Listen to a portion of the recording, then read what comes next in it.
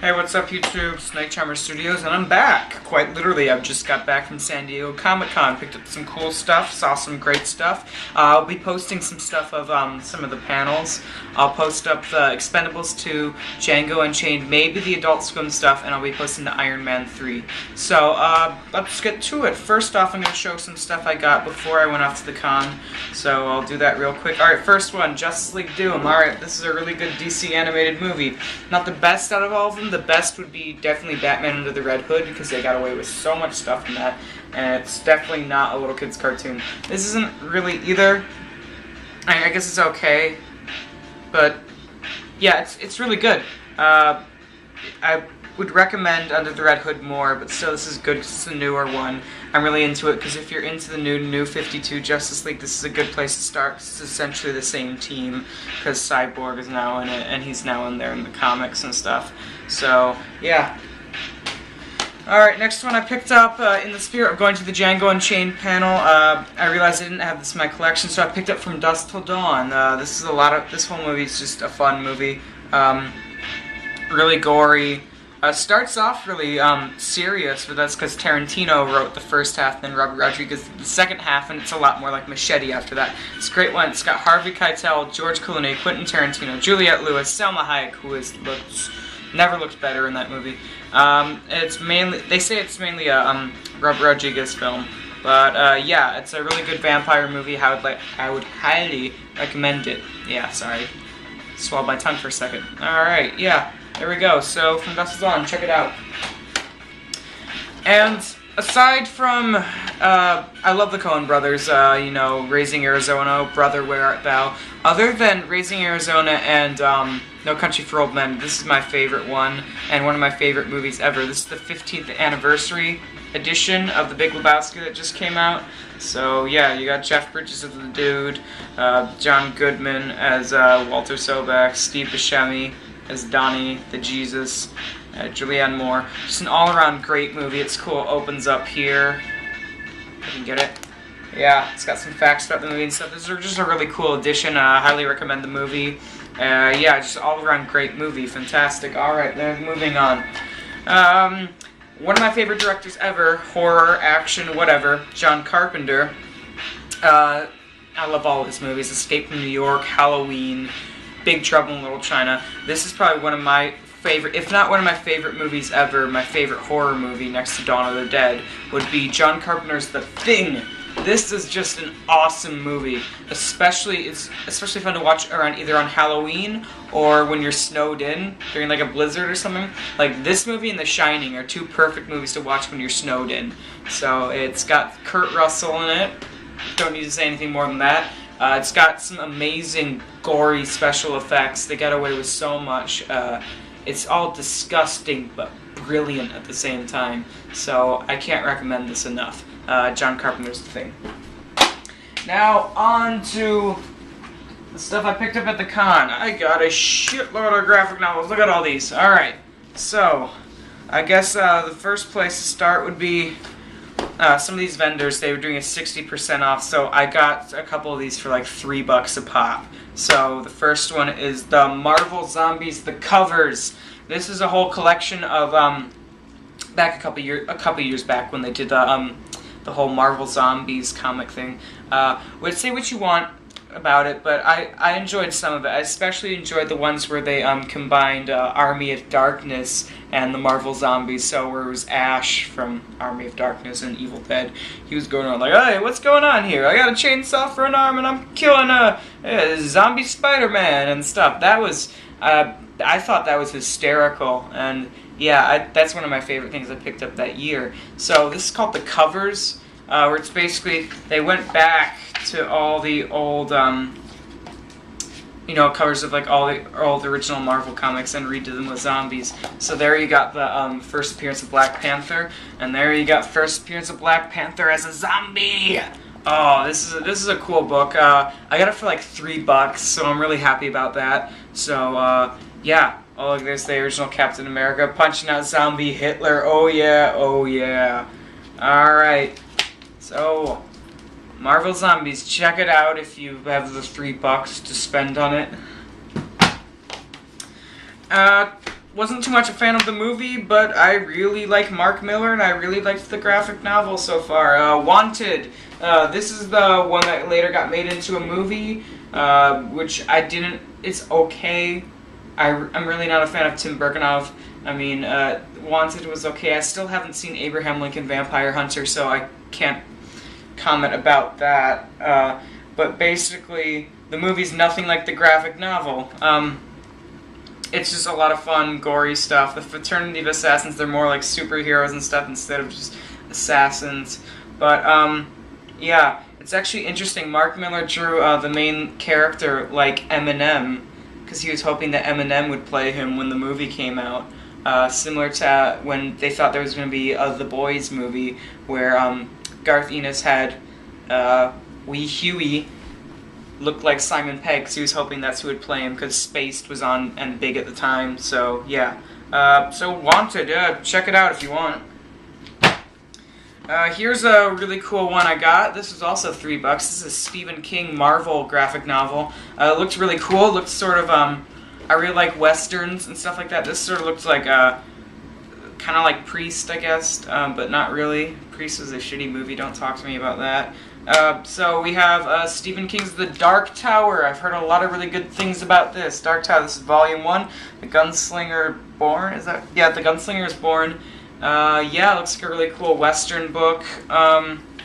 This is hardcover too, so I was really glad to pick this up. Yeah, so Dark Tower, check it out. I haven't read it yet, so I don't know if it's good or not. Whatever. And when I started reading that I really liked, it just came out last week on Wednesday, and I picked this up on the Thursday at the con. I was a huge fan of Superman Earth 1 and Superman Earth 1 Part 2. Not Earth 2, because Earth 2 is that's where Green Lantern Alan Scott is gay. So not Earth 2. But Earth 1 is basically the chance that DC takes to take their modern mainstream characters and give them a modern styled origin story. So Batman Earth 1, this just came out the other day. Look, you got a little Bruce and younger Alfred. Yeah, at the Wayne's Graves, I guess. I haven't gotten too far into this, but what I've read so far is really, really good, and I can't recommend this enough. It's really cool. Jeff Johns wrote it, and Jeff Johns always does a great job,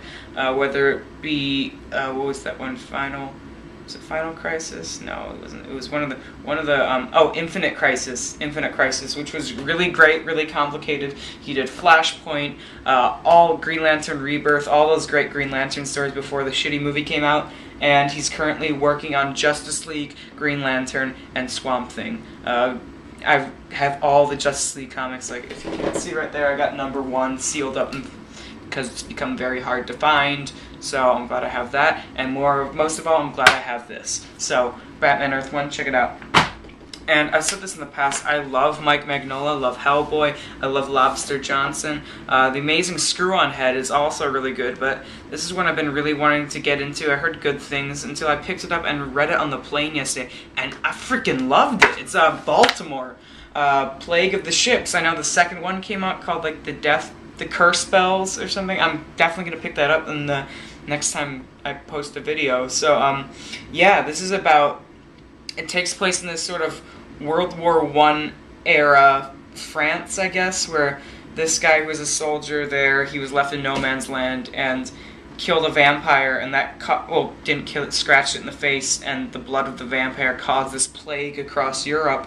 So basically it's this plague-ridden Europe during like World War I, and he's going around and killing these vampires, and I freaking love it. It's awesome. You know, you got the blood there, the German vampires, bats. It's got everything. If you're into like vampire stories that aren't like gay Twilight ones, or The Vampire Diaries, or anything like that, I'm not gonna say True Blood because I enjoyed True Blood. Haven't watched this season, but yeah, I can't recommend this enough. This is just a great story, and also pick up Volume 2 because that just came out a couple weeks ago. This is Volume 1. I can't recommend this enough. Alright, so in the video I tried to post, I mentioned that at Comic-Con, Fox was supposed to be releasing the Blu-ray release of Donnie Darko for the 15th anniversary, and it looks like they didn't. So that pissed me off. I almost pre-ordered Mel Gibson's new movie, Get the Gringo, because I heard good things, but I decided not to. But what I did look at, I got some bootlegs. Oh yeah. First bootleg is a concert tape. This is Nine Inch Nails performing with David Bowie, and I'm kind of skeptical about this because Nine Inch Nails, they never made any concert movies, but I guess this is a recording that somebody made. Supposedly this is really cool. I just can't wait for the contest. What the hell am I talking about? But it's got a really good lineup. Concert, that's what I meant to say. It's got a great lineup, and the fact they're performing with Bowie, one of my favorite artists, two of my favorite artists together, Nine Inch Nails and David Bowie, live in, where is this, in New Jersey. Alright, in 1995. Yeah, so I'm really excited to watch this. Haven't watched it yet. So, yeah. I wouldn't say check it out, because it's a bootleg, so it should be hard to find. So I have that and you don't. Next one is, the movie of the Robert E. Howard, Solomon Kane. This is released only across the seas. This is sort of just like, it's a lot like Van Helsing.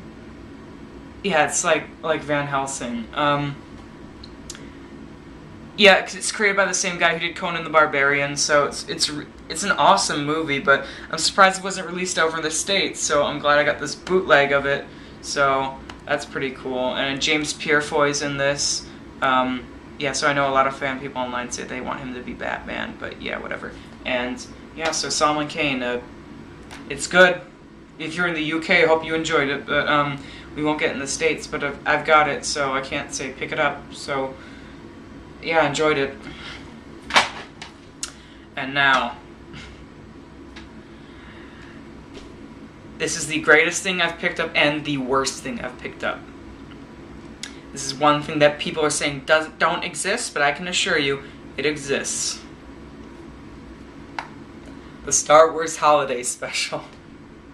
Aired only once in 1978, and to this day, and I quote from George Lucas, "If I had the time and a hammer, I'd track down every bootleg and smash it." It's that bad. And I'm so happy I own this now. God, like during Christmas, I'm totally gonna throw a party and we're gonna watch this and make fun of it and shit, and it should be awesome, but I watched like 5 minutes of it and it was just crap. It's hysterical crap, but I can't. I mean, the title alone is just...